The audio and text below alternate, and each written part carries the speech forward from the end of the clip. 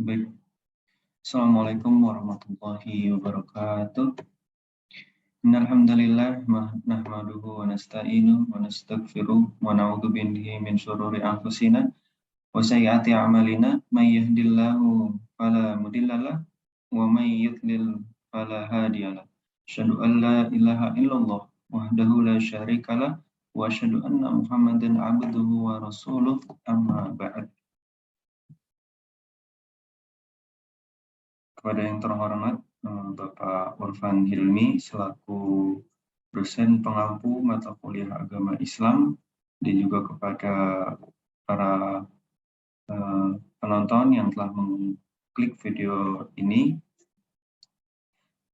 Pada kali ini kita akan membahas dan juga mengulas pertemuan yang telah kita adakan di hari-hari sebelumnya, yaitu membahas tentang sumber hukum Islam.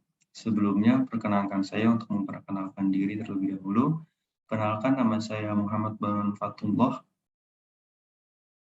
Saya dari kelas TI 4501, dan mari kita langsung menuju materinya, yaitu pembahasan mengenai sumber hukum Islam.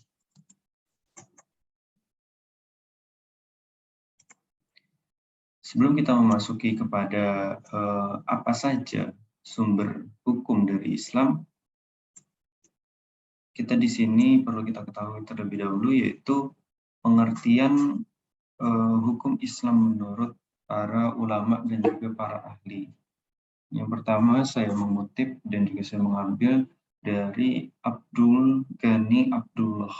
Menurut Abdul Ghani Abdullah, dalam bukunya yang diterbitkan di Gema Insani Press, mengungkapkan bahwa hukum Islam sebagai hukum yang bersumber dan menjadi bagian dari agama Islam.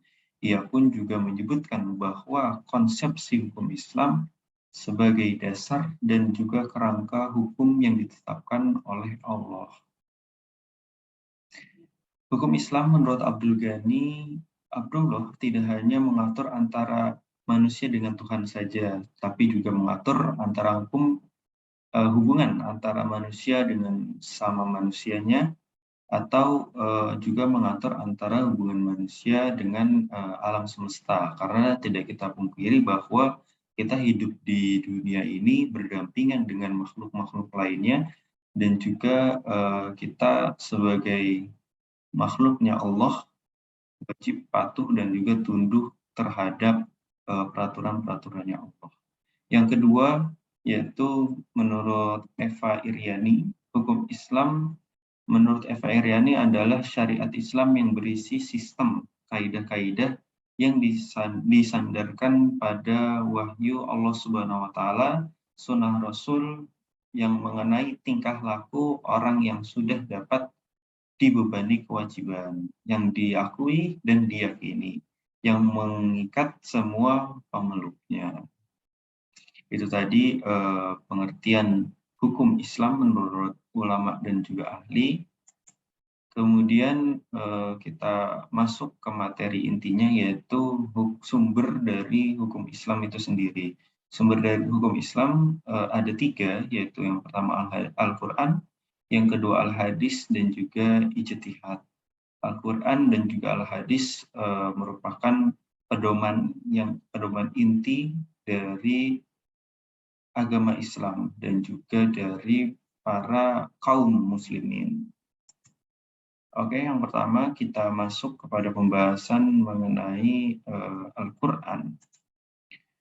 Al-Quran merupakan sumber utama dari hukum Islam itu sendiri, karena Al-Quran merupakan wahyu yang diturunkan dari Allah melalui perantara malaikat dan lalu disampaikan kepada Nabi, yang mana bertepatan Nabi kita bersama yaitu Nabi Muhammad SAW. Dan secara harfiah, Al-Quran yang berasal dari bahasa Arab yang kata kerjanya adalah qara'a atau yaqra'u, yang berarti membaca. Jadi Al-Quran berarti bacaan. Dalam buku Ushul Fiqih 1 pada tahun 2018, karya Rusdia Basyari, kedudukan Al-Quran dalam Islam adalah sebagai sumber hukum umat dan juga dari segala sumber hukum yang ada di bumi. Firman Allah Subhanahu wa ta'ala dalam Al-Qur'an surat An-Nisa ayat 19, ya ayyuhalladzina amanu atiiullaha wa atiiur rasul wa ulil amri minkum fa in tanaza'tum fi syai'in farudduhu ilallah wa rasul in kuntum tu'minuna billah wa yaumil akhir dzalika khairu wa ahsanu ta'wila. Artinya, hai orang-orang yang beriman, taatilah Allah dan juga Rasul-Nya dan para ulil amri di antara kamu. Kemudian jika kamu berlainan pendapat tentang sesuatu, maka kembalikanlah ia kepada Allah atau kembalikanlah pendapat tersebut atas sandar Al-Quran dan juga Rasul yang dalam artian di sini yaitu sunnahnya, yang berarti sunnahnya Rasul itu tertulis semua di dalam Al-Hadis. Jika kamu benar-benar beriman kepada Allah dan hari akhir atau hari kematian, yang demikian itu lebih utama bagimu dan lebih baik akibatnya. Dan perlu kita ketahui di sini bahwa Al-Quran sendiri berisikan beberapa isi kandungan. Yang pertama yaitu ada akidah, yang kedua ibadah, yang ketiga akhlak, yang keempat hukum, yang kelima dasar-dasar ilmu pengetahuan, dan yang keenam yaitu sejarah. Yang dimana kita juga mengetahui bahwa sejarah-sejarah Islam, sejarah-sejarah peradaban manusia itu semua terkandung di dalam Al-Quran. Untuk itu kita tidak bisa memungkiri bahwa Al-Quran ini merupakan sumber dari segala hukum, tidak hanya hukum Islam, namun hukum di dunia ini. Lanjut pembahasan kedua yaitu mengenai Al-Hadis. Hadis menurut bahasa yaitu sesuatu yang baru, menunjukkan sesuatu yang dekat atau waktu yang singkat. Hadis juga berarti berita, yaitu sesuatu yang diberikan atau diperbincangkan, yang dipindahkan dari seseorang kepada orang lain. Hadis menurut istilah syara' ialah hal-hal yang datang dari Rasul Shallallahu Alaihi Wasallam, baik itu ucapan, perbuatan, atau pengakuan. Berikut ini adalah penjelasan mengenai ucapan dan perbuatan.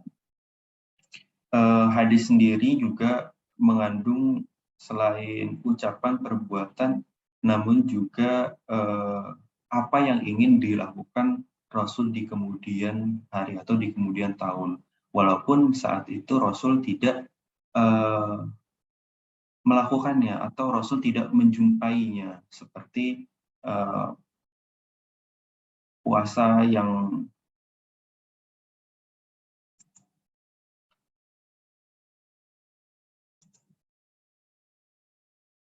mohon maaf, dan saya tadi menghilang. Melanjutkan, yaitu Al-Hadis ini juga berisi sesuatu yang ingin Rasul kerjakan di kemudian harinya, seperti puasa Asyura. Ketika itu Nabi ingin melakukan puasa 2 hari untuk menyelisihi orang-orang Yahudi, supaya tidak menyerupai orang Yahudi. Dan tapi di tahun depannya Rasul wafat dan tidak menjumpai pada puasa tersebut. Lalu dalam kedudukan sebagai penjelas, hadis kadang-kadang memperluas hukum Al-Quran atau menetapkan sendiri hukum di luar apa yang ditentukan Allah dalam Al-Quran. Kedudukan hadis sebagai bayani atau menjalani fungsi yang menjelaskan hukum Al-Quran tidak diragukan lagi dan dapat diterima oleh semua pihak, karena memang untuk itu Nabi ditugaskan Allah Subhanahu wa Ta'ala. Hadis sendiri ada 3 sandaran hadis, yaitu berdasarkan sandarannya. Yang pertama ada marfu, lalu ada mauquf dan juga maqtu. Lanjut, yaitu yang ketiga ijtihad. Ijtihad menurut bahasa dapat diartikan dengan bersungguh-sungguh dalam mencurahkan semua isi pikiran. Ijtihad sendiri dipandang sebagai sumber hukum Islam yang ketiga setelah Al-Quran dan juga Al-Hadis. Ijtihad juga menjadi pemegang fungsi penting dalam menetapkan hukum Islam. Orang yang melaksanakan ijtihad disebut dengan mujtahid, di mana orang tersebut adalah orang yang ahli tentang Al-Quran dan juga Al-Hadis. Fungsi ijtihad sebagai sumber hukum Islam adalah untuk mendapatkan sebuah solusi hukum. Dasar hukum ijtihad sendiri yang pertama yaitu Al-Quran, Sunnah, dan juga ijma. Ijma ini yaitu kesepakatan para ulama.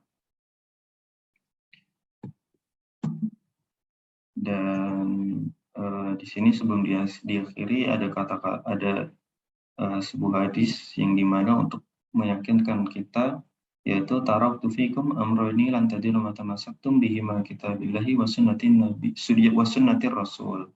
Aku telah tinggalkan kepada kalian dua hal yang jika kalian berpegang teguh kepadanya tidak akan tersesat, yaitu kitab Allah, yaitu Al-Quran, dan juga sunnah Nabi. Hadis riwayat Malik dalam Al-Muwatta.